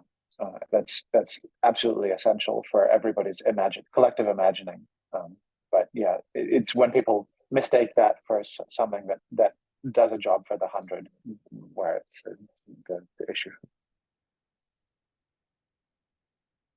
Yeah, I mean, this is probably because we're winding down here in time as well. Really, a good time to, by the way, in the middle of that, I just got a weird looking email, and turns out it's someone from the University of Maryland who wants to have a dialogue with us, so that's good. I really would like you guys to start inventing in a different way. So Mark and I have been arguing in Slack today over flat versus dimensional because we agree, right? But how are we going to do it, and why? Right? It's so easy to take an engine and then explode it like a wiring diagram if it already exists. But in knowledge, what are the components? What's the point? How can we do it? Andrew's working really hard, doing amazing things. But if we're going to do the experiments, if we're going to have those few minutes, what in the world do we want to put in there? Right? I'm very happy to have more espresso, wake up early and do it on my own. Some of us, Fabienne and me, we work almost the opposite, how we look at things. But remember, all of you, even if it's a sentence or a pencil sketch, I don't give a flying monkey what it is. It is so valuable. And as Andrew and I were talking about last week regarding code, the uglier it looks now, the better it will look later because we show progress, right? It's like a very teachery type of thing to say. It goes for our own thinking. If we write some really crap interactions now, great, right? Nobody wants to just see the final product because this is kind of academic. So yeah, if you have ideas for that Slack, or if you're not on the Slack thing, just email me, right? Begging, Mark, please. I was just thinking, listening to Randall's point about, WebXR maybe not being for the long term, and that I fully get. And the question that led me to is, okay, so what implication does that mean for the information that we want to put in and out of WebXR today, but something better tomorrow? So is the difference just the engineering within the ecosystem, and we don't need to think about how we structure the information, or is it different? It's just, a parallel project. We got to the point where I said, yes, metadata, good. And you ask them what they need, and they'll say things like the file size. Say, no, you know that already. That's not really metadata in the way. So, I'm sort of thinking, what are the things that we're maybe not collecting that we might be, or, are we not recording them, thinking about recording them in a way that will be beneficial to our use of these systems? Do you have any thoughts on that? Please, thoughts on that. In parallel, Brandon just pointed out we should try to attend this lecture if we can. Yeah, sorry, please talk.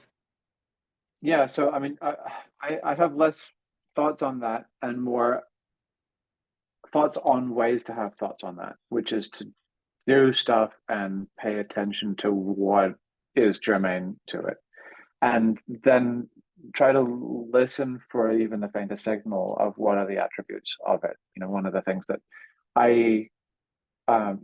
the stuff that I've done with books in the form of the page turning, the WebGL, WebXR page turned books, as well as the books with the covers, with the qualities and the embossing and the silver print and things like that. Something that I feel is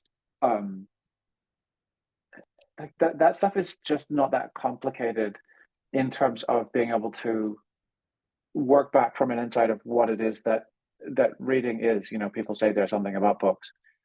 There's something about having information in this way. I was actually over, my daughter's joining a scout troop, and the parents of the people who run that scout troop, one of the guys is a QA in audio at Apple, and we were talking about how WebEx and Zoom are not a good proxy for the in-office kind of organization of information.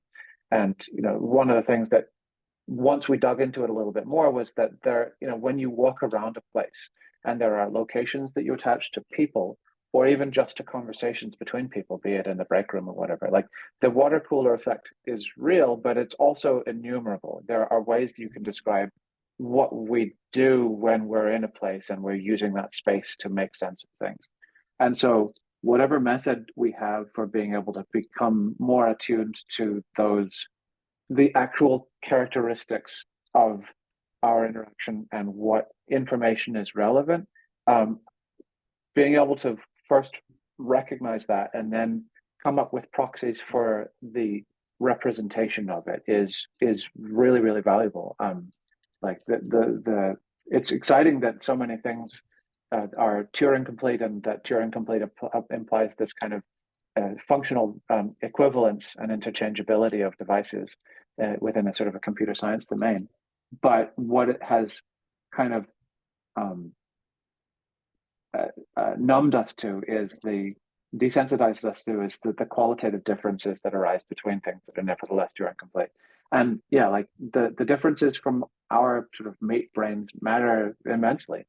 So observational studies, actually directly recording yourself or other people, and being able to really introspect on those micro interactions with the sort of attributes of the spaces and the ways that we do that interaction, those processing activities, is a way to develop thoughts. And that's where and how, to the extent I've had thoughts, they have come from. But there's plenty more where that came from. Yeah, and thank you. So I'm going to ask you, imagine you put on Hussein's glasses and you are in a bookshop. Forget PDFs for a moment, believe it or not. And you see a book that looks kind of interesting. The metadata is available to the glasses because it knows the cover. The cover is unique, so it's like a QR code. My question to you is, what should appear? Quick, invent, have fun. Imagine just standing in New York City, obviously, holding the book. What happens? It tells you where you I'm can going- get it cheaper. Oh, sorry. Go for it. Yeah, Ken, please. It immediately show you where else you can get it cheaper. Okay, well, mute you, Ken.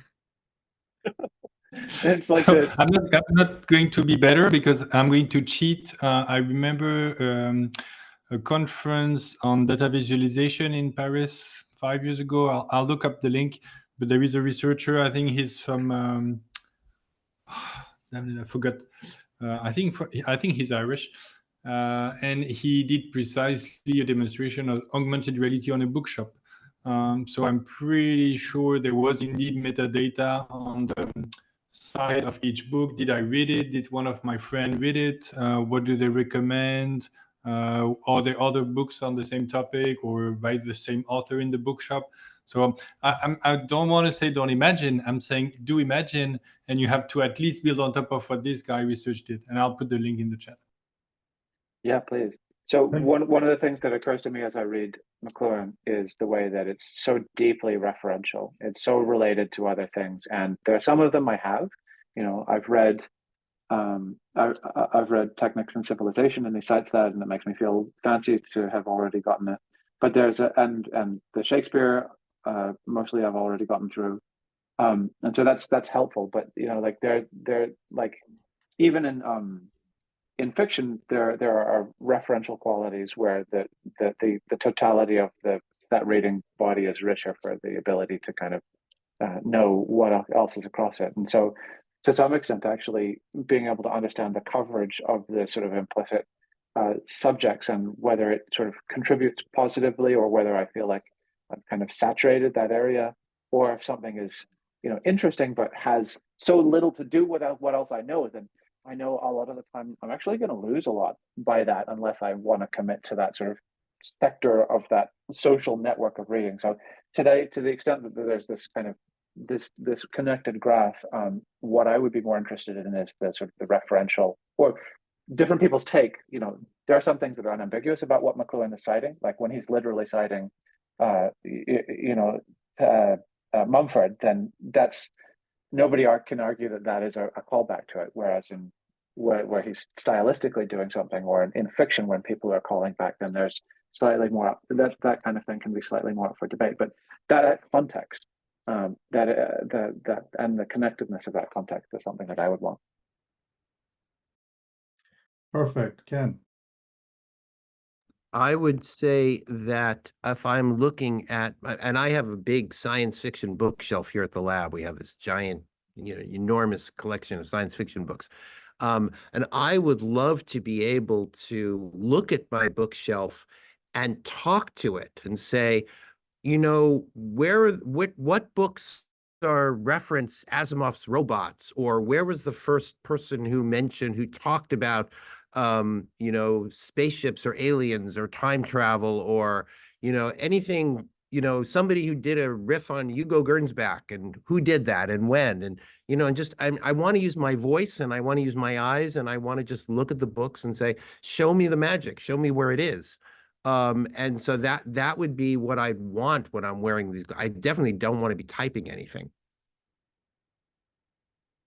I think we're on the same kind of wavelength there, because I wrote down something similar. List of authors' other books that could appear floating next to it. I'm now thinking the level of Vision Pro rather than simple glasses, but logically it's the same thing, right? Citation tree going into whatever else is there. If there are images in the book, they can appear on a wall on the side. Table of contents should come out really easily. Reviews, Amazon and other sources could be available. AI connections to previous books that you have read and own. Maybe there is a major contradiction that it's obvious that's been discussed, or an agreement. Maybe it builds on, maybe it's basically a copy. Maybe also referring to your own work. These systems should know, our own LLM should know everything about our own work, right? And of course, an AI summary, references to places nearby, if there is such a thing. I mentioned New York because it's such a historical place, Sierra Leone. That would be really kind of nice. Also, books in the same store that may relate to it, may refer to other people have read it, what they said to it, etc., etc., etc. Fabian, please. I also will put the link in the chat after, but I remember last year there was a paper on splats, and basically you get a 3D model of a room, but there was one on splat in a bookshop, and in it they basically used ChatGPT, if I remember correctly, as an LLM to do the interface, so that if you were looking for a book on the topic but you did not word it perfectly, they would find that specific or the closest book related to your request. And indeed, in terms of chatting with the bookshop, that seemed, at least in that paper, as a pretty exciting experience, that you wouldn't just query it in the sense of, let's say, spatially query, find all the green books, which already is pretty cool, but rather find things that make those query useful for you. So I'll put that in the chat, but I think that's indeed the kind of not just programmatic interface, not just textual interface, but the combination of all those, so that in terms of usefulness, it is a step up, like, very obviously.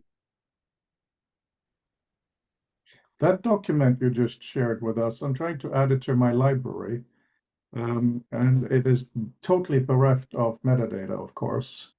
Do you know when it was published? I think it was like 6 months or a year before the conference, before the talk. So I guess 2017, 2018, most. Okay, let's not give Mark a heart attack here, shall we? We can't talk about metadata in such loose terms. It's been published properly, so I just gave a link to the paper itself, but if you look it up with that name and the author, I'm pretty sure you can find it. Yeah, let's see. No.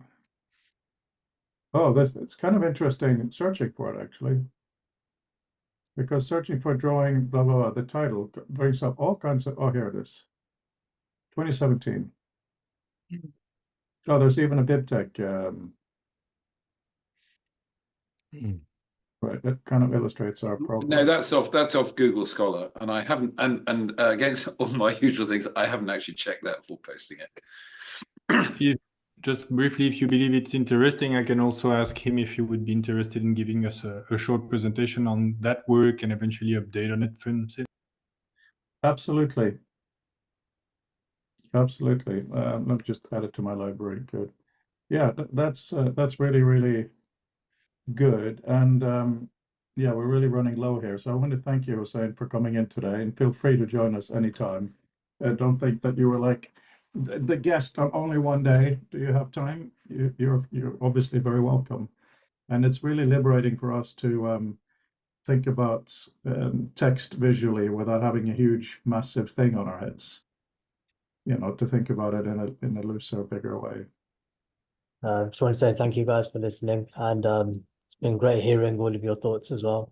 I'd love to come back and just listen to you guys. If I have any further thoughts, I'll email you directly, Frode, and yeah, we'll go from there. Yeah, brilliant. And I do really, really, really need everyone to write down some kind of stuff. Okay, we're going to do two different things in parallel, and we need to, all of us, together with Andrew, prioritize Andrew's time.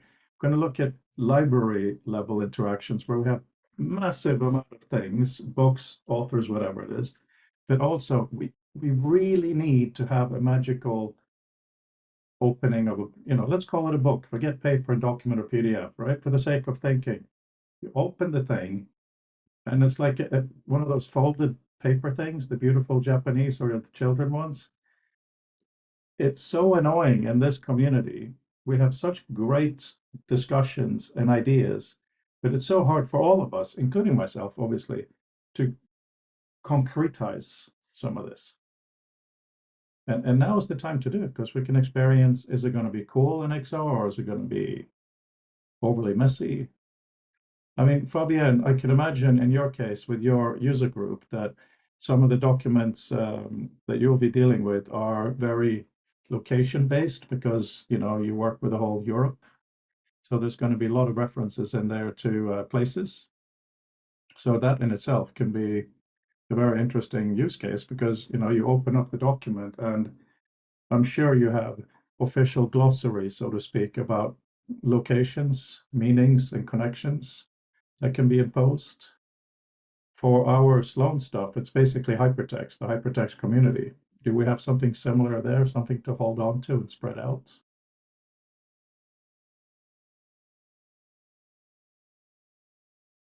Oh, you're just running it down, aren't you? The clock is 2 minutes. I feel like we're in class and the bell is going to go in 2 minutes and you've been given homework.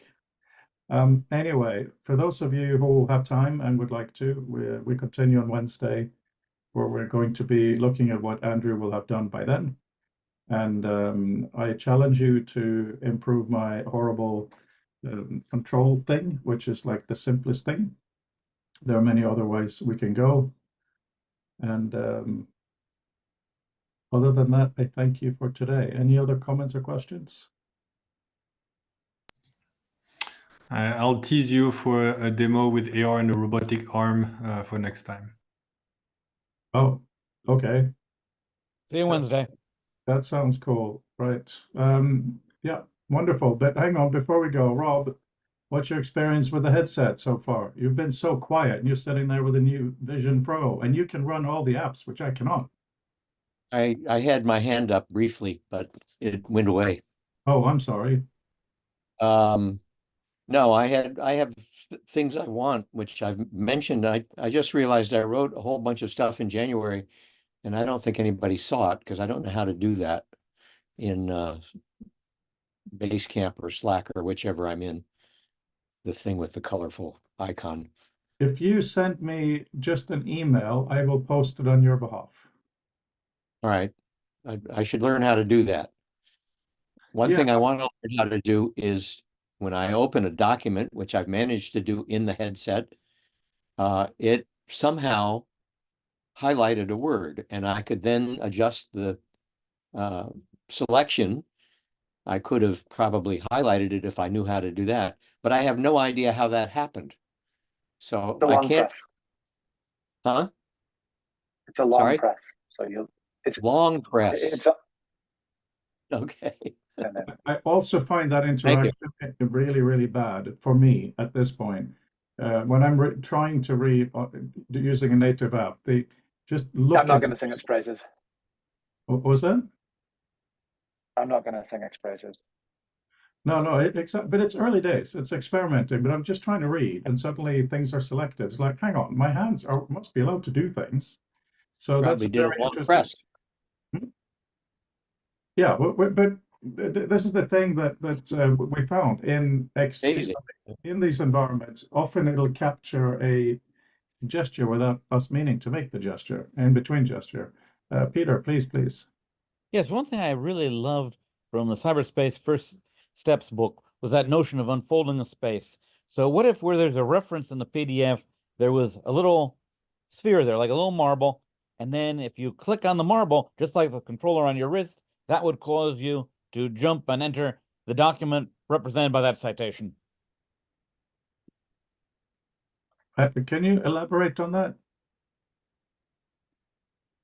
Well, if we embed like a little ball next to the citations in the PDF, if that citation is corresponding to a document that's available in the space, when you click the ball, it could sort of like expand to envelop you, and then you'd be in the document that was being cited by the previous document that you were in.